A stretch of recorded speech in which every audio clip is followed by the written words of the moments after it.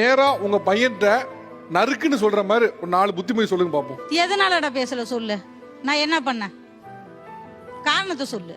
அம்மா நான் கேட்டா அவங்க என்ன சொல்றாங்க அப்படின்னா, எனக்கு வந்து உங்க அம்மா வந்து வேலை செய்யணும் அப்படின்னு அவங்க சொல்றாங்க. ஆனா உனக்கு உடம்பு சரியில்லை முடியலன்றது எனக்கு நல்லாவே தெரியும். அவங்க என்ன சொல்றாங்க, அட்லீஸ்ட் அந்த ஒரு சின்ன சின்ன வேலை கூடவா அவங்களால செஞ்சு தர முடியாது அப்படின்ற மாதிரி அவங்க சொல்றாங்க. என்னால அந்த இடத்துல உங்களையும் சமாதானப்படுத்த முடியாது, அவங்களையும் என்னால சமாதானப்படுத்த முடியாது. இத்தனைக்கும் நான் காலையில 6 மணிக்கு போயிட்டு 6 மணிக்கு போயிட்டு சாயந்தரம் நான் 6-7 மணிக்கு வீட்டுக்கு வரேன். 7 மணிக்கு மேல வந்து நான் என்ன வேலை செய்ய போறேன்? நான் ஒருத்தி தானே, இவ்வளவு சோசல் தானே திங்க போறேன். சரி நீங்க போடாதீங்கப்பா, நான் கூட சமைச்சு சாப்பிட்டுக்குவேன்.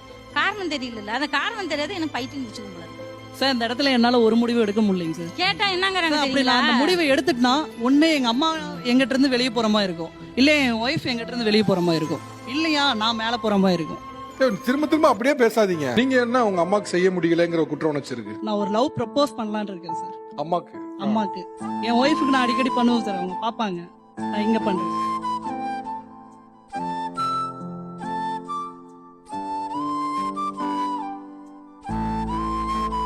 கண்டிப்பா நான் உன்னை பாத்துக்கோமா, உன்னை நான் என்னைக்குமே கைவிட்டுற மாட்டேன்.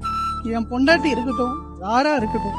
ஆனா உங்க அம்மா அங்க உட்காந்து பேசும்போது அவ்வளவு போல்டா பேசிட்டு இருந்தாங்க. ஆனா இங்க வந்து நீங்க உங்க ஒய்ஃப்ட்ட எப்படி பேசுவீங்களோ அது மாதிரி உங்க அம்மா கிட்ட பேச முயற்சி பண்ணும்போது உடைஞ்சிட்டாங்க.